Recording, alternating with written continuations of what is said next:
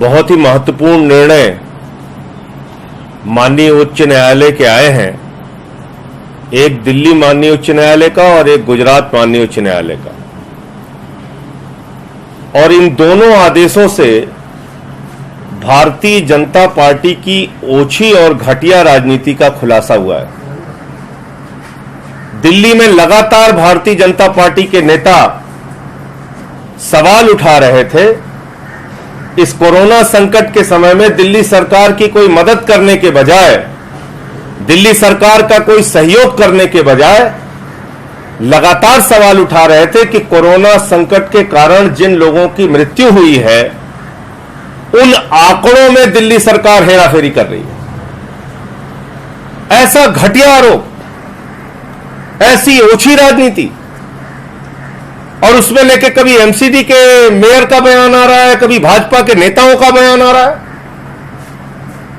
कोई कह रहा है 1000 मौत हो गई, कोई कह रहा है 1500 मौत हो गई। आप दिल्ली की जनता को भयभीत करना चाहते हैं, दिल्ली की जनता को डराना चाहते हैं, मौत के आंकड़ों पर भी गंदी राजनीति कर रहे हैं। कल माननीय उच्च न्यायालय ने जो आदेश दिया है, जिस प्रकार से याचिका को खारिज किया है, मौत के आंकड़ों पर जो याचिका दायर की गई थी, उससे यह साफ हो गया है कि भारतीय जनता पार्टी दिल्ली के अंदर कोरोना में मौत के मामले में भी एक ओछी और घटिया राजनीति कर रही थी। अब भारतीय जनता पार्टी में अगर जरा सी भी शर्म और नैतिकता है तो उनको दिल्ली की जनता से माफी मांगनी चाहिए। और मैं आदेश ज्यादा लंबा नहीं, लेकिन अंतिम की जो 2-3 लाइनें हैं वो पढ़ दूंगा। 7वें नंबर के पॉइंट पे, there seems to be no discrimination being done, nor is there are any material to show false fabrication of data in question being published by the respondents। यानी सरकार के द्वारा जो भी डाटा, जो भी आंकड़ा, डेथ ऑडिट कमेटी के द्वारा जो भी आंकड़ा जारी किया गया है, उसमें किसी भी प्रकार का कोई फैब्रिकेशन नहीं किया गया है, कोई छेड़छाड़ नहीं की गई है, कोई बदलाव या कोई गलती नहीं की गई है। और हाईकोर्ट ने यह भी माना है कि डेथ ऑडिट कमेटी पूरी तरीके से सक्षम है और सेंट्रल गवर्नमेंट की जो गाइडलाइन है उसके हिसाब से उन्होंने मौत के आंकड़े समय समय पर जारी किए हैं। बावजूद इसके आप कुछ भी बोले जा रहे हैं, कुछ भी कहे जा रहे हैं। तो पहली बात तो ये, और दूसरी बात, जिस गुजरात में 25 वर्षों से ज्यादा उनका शासन है भाजपा का, जिस गुजरात मॉडल के डंके को पूरी दुनिया में भारतीय जनता पार्टी पीटने का काम करती है, जिस गुजरात मॉडल पे पूरे देश का चुनाव लड़ने का काम करती है, आज उस गुजरात मॉडल का चेहरा पूरी तरीके से बेनकाब हुआ है। अगर आप मौत के आंकड़ों की बात करें तो 865 लोगों की जान कोरोना संकट के समय इस संक्रमण के कारण गुजरात में हुई, जो आंकड़ा पूरे देश में अगर मृत्यु दर के मामले में देखेंगे तो सबसे ज्यादा है। मैं ईश्वर से प्रार्थना करता हूं देश के किसी भी राज्य में कोरोना से किसी की मृत्यु ना हो, लेकिन जब सच्चाई सामने लाने की बात होगी तो यह बिल्कुल खुला सच है, और यह सच बेनकाब हो चुका है कि आज गुजरात की स्वास्थ्य सेवाएं पूरी तरीके से फेल साबित हुई हैं। और यह मैं नहीं कह रहा हूं, वहां के माननीय उच्च न्यायालय की टिप्पणी है। गुजरात के हाई कोर्ट ने कहा है गुजरात के सिविल अस्पताल काल कोठरी और तहखाने से भी ज्यादा बदतर हैं। गुजरात के हाई कोर्ट ने कहा है पीपीई किट, वेंटिलेटर, बेड जैसी सुविधाओं का घोर अभाव गुजरात के अस्पतालों में है।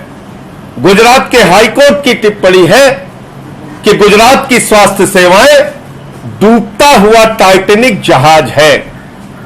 गुजरात के हाई कोर्ट की टिप्पणी है कि आपने दिल्ली प्रदेश और दूसरे प्रदेश के मॉडल को नहीं अपनाया और जांच के मामले में जो प्राइवेट लैब थे, जो प्राइवेट पैथोलॉजी थी, उसको प्रतिबंधित किया, उसको गुजरात में रोक दिया।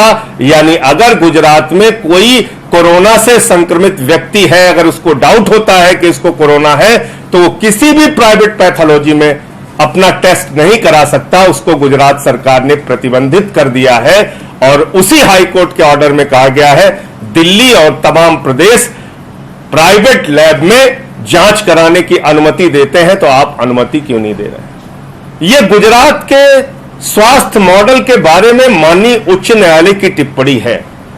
और इसके बाद मुझे लगता है कि भारतीय जनता पार्टी के नेताओं को चुल्लू भर पानी में नाक रगड़ लेना चाहिए। भारतीय जनता